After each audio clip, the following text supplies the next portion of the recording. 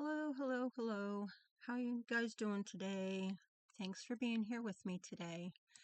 Today I am going to be discussing the case of Sebastian Rogers and his dad suing state agency over his son's disappearance. So I'm going to go ahead, I'm going to get right into it. Now, Seth Rogers, Sebastian's father, Sebastian has been missing for over 2 years, and Seth says he has lost faith in the investigation into his son's disappearance, and he is now taking his fight to federal court. He has filed 2 lawsuits against the Sumner County Sheriff's Office and the Tennessee Department of Children's Services. He is alleging that both agencies have failed his son, the first time being before February 24th, and the second one during the investigation that followed. Now, the lawsuits represent the first formal public legal accounting of how government agencies handled both Sebastian's welfare and his disappearance, and would force the release of investigative records and internal communications and sworn testimony that has never been made public. Now, one lawsuit targets the Sumner County Sheriff's Office, alleging investigators mishandled the missing person investigation from its earliest hours by failing to secure the home as a potential crime scene and pursue critical investigative leads and devote adequate resources to the case. Now, he says the investigation was inadequate, negligent, and ultimately abandoned. It also names Sumner County Sheriff Eric Craddock and Detective Brandon Carter, the alleged sole detective assigned to Sebastian's missing person investigation. Now, one of Seth's strongest critiques centered on the initial response inside the home. He claimed he found an investigator sitting at the dining room table, but said no one stopped him from walking free through the house. He said, "I walked in and nobody even asked me who I was." He said the home did not appear to be secured like a crime scene. The complaint alleges the agency already possessed warning signs about Sebastian's welfare, documented them in its own files, then closed those without notifying his father.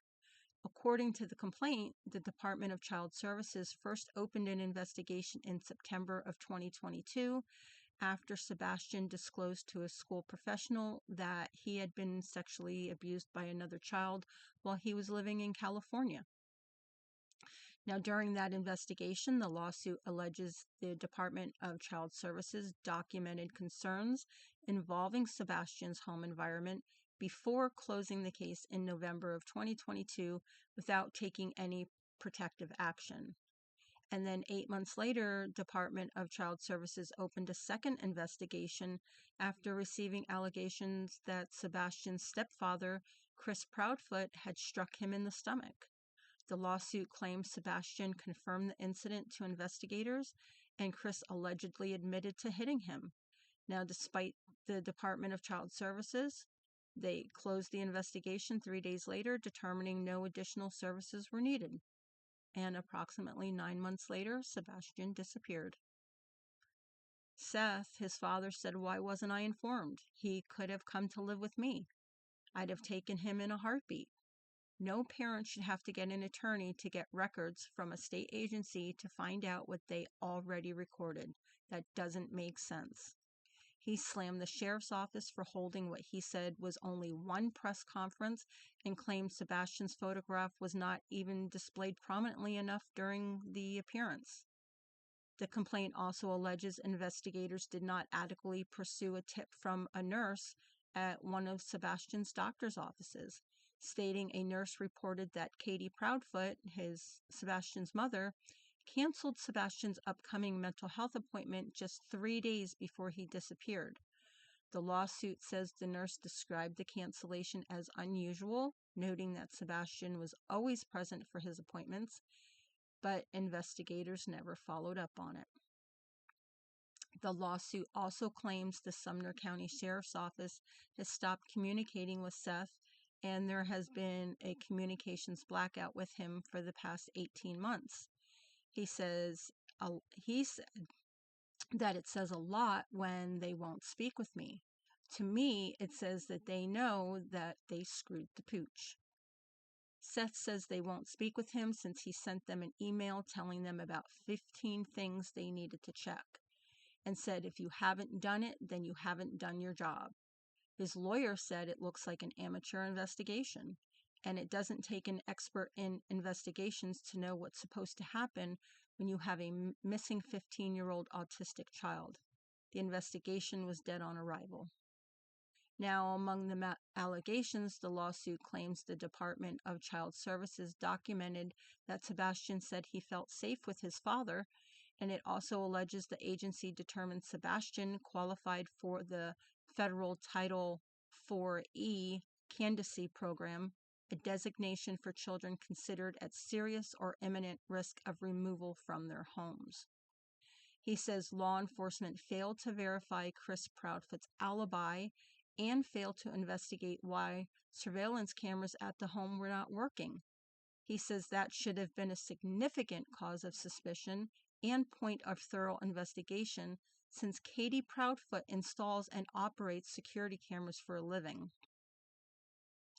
Seth Rogers has lived with a single unanswered question: what happened to his son? Now, 2.5 years later, he asks a second question: what happened to the investigation? The lawsuits paint the broadest and most detailed public picture yet of why Seth believes the mystery surrounding his son's disappearance is not simply about what happened on the night Sebastian vanished, but whether government agencies repeatedly missed opportunities both before and after that night. He was failed by both of them. He said, "My son wasn't protected, and my son wasn't found." Now, Sebastian disappeared sometime during the night, either on February 25th or 26th of 2024, from his Stafford Court home in Hendersonville, where he lived with his mother and his stepfather, Katie and Christopher Proudfoot. The investigators were immediately baffled by his disappearance. He left behind his shoes, cell phone, and his Nintendo Switch. The only thing the family reported missing was a small flashlight. Sebastian was 15 years old and had been diagnosed with autism spectrum disorder, severe combined type ADHD, and 6027 chromosome deletion syndrome, which is a rare genetic disorder associated with intellectual disabilities and developmental delays. Sebastian required extensive support services, attended behavior therapy multiple times a week. Allegedly, Katie Proudfoot drove around the neighborhood and to Sebastian's school, searching for him. His stepfather, Christopher, was reportedly 3 hours away in southwest Tennessee for work, and he called the local emergency communication center to report Sebastian missing. Katie said, "I don't know why he walked out the door." But Seth Rogers said Sebastian simply wandering away never made sense to him. No matter how he looks at it, he just can't wrap his head around Sebastian walking out of the house. No matter where he lived, he was never one to just walk out of the house. Seth recalled learning Sebastian was missing after finishing work on February 26, 2024. He said employees were not allowed to have their cell phones while working, and he did not see the 911 text message until he reached his truck. He immediately called Sebastian's stepfather, who told him that his son disappeared. Seth went to the home where Sebastian lived with his mother and stepfather, and the first place he went was Sebastian's bedroom. He described several details that struck him as unusual, including Sebastian's Nintendo Switch, which was plugged into the wall on the floor, a messy closet, and belongings scattered around the room. It just didn't seem right. Sebastian was attached to his Switch. To those that knew Sebastian, the lack of shoes was especially concerning. He didn't like the way the grass felt underneath his feet. Seth said, "That's not my son." For him to leave that house without his shoes, without a coat, without his backpack, he would have had to have been running. Within hours of Sebastian's disappearance, authorities launched one of the largest missing child searches in Tennessee history. Hundreds of law enforcement officers joined the search. Helicopters circled overhead. Drones scanned wooded terrain. Mounted patrols searched fields and creeks, and specialized canine teams tracked possible scent trails, and thousands of volunteers poured in to help. But despite everything, no one has been named a person of interest. No suspects have been publicly identified, and no arrests have been made. But Seth says, how can you have 7 different agencies and hundreds of people working on stuff and not find a speck of evidence?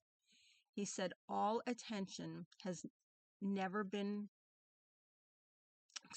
produced and what he wanted most, and that is Sebastian. He said, "It's like God gave me a purpose in life, and he still is. I just got to find him." He says he lost all faith. You're supposed to have good faith in your law enforcement agency, and I have no faith in them at all. Sebastian's loved ones said that the fascination around his disappearance forced them to sue 3 YouTubers who shared lurid theories about their son's case. First, in August of 2024, Katie filed an order of protection against Andra Griffin, also known as Bullhorn Betty on YouTube and TikTok, alleging that her large social media following aided her in stalking her and her family. She also alleged Griffin accused her and Chris of harming Sebastian and called the YouTuber dangerous. A grand jury ultimately decided not to indict Griffin, citing lack of evidence in the case. And second, months later in October of 2024, Sebastian's father Seth, Dog the Bounty Hunter, and 7 others sued 2 other people, Stephanie Trude and Jessica Sang, and filed injunctions against 50 unnamed people for harassment and endangering their safety. Sang runs the YouTube channel Granny's Watching, while Trude is known online as Barbecue Lady. A judge dismissed the case against them, stating there is a higher bar for them to reach in defamation cases as public figures. Now, Dwayne Dog the Bounty Hunter Chapman revealed who he believes is responsible for the disappearance of Sebastian. He said, "I just can't believe that the stepfather would allegedly run people off." He claimed the stepfather was harassing volunteer searchers, discouraging the public from helping track down the missing teen, and stating the cops are enough for the search. Dog is helping Sebastian's dad, Seth, and has raised the reward to $100,000, offering $50,000 of his own money for information about the boy's disappearance. Dog believes the boy was stashed somewhere due to an ongoing custody battle between the parents. He said, "We're seeing a domestic squabble over a child. This is one of the most horrendous cases of missing children that we've ever worked on. The bottom line is, if you hurt a child like this, you've got a problem. So that this is the main motivation for me to be hunting who did this." Seth says he has put more than 100,000 miles on his truck while following tips across multiple states. The only time he stopped searching was when he had a herniated disc repaired. He said he felt like the responsibility was on him, as he didn't believe anyone else was doing it. "It's nothing but gas and mileage on my vehicle.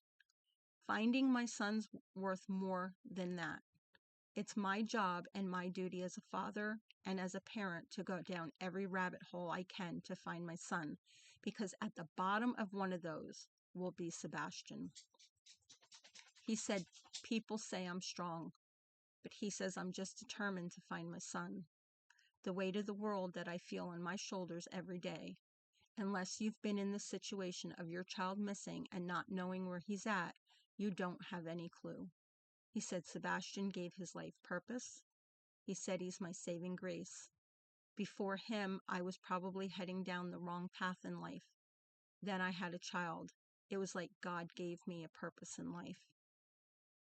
He said I don't get to take my son hunting or fishing. I don't get to play video games with him. I don't get to play cards. I don't get to watch movies. I've got a lot of memories of my son, but I'm not done making memories, and that's the point. I think about Sebastian every single day, and it's gone on for way too long. He directed a message to his son. If you're seeing this, Sebastian, my phone number is still the same. Call me. I will come and pick you up. I don't care where you're at. If I've got to get a boat, I'll come pick you up. I'm looking for you, and I won't stop until I find you. I love you, boy, and I will always love you. Seth also says about Sebastian, what did I do for him not to tell me that he was scared? I'm supposed to protect him.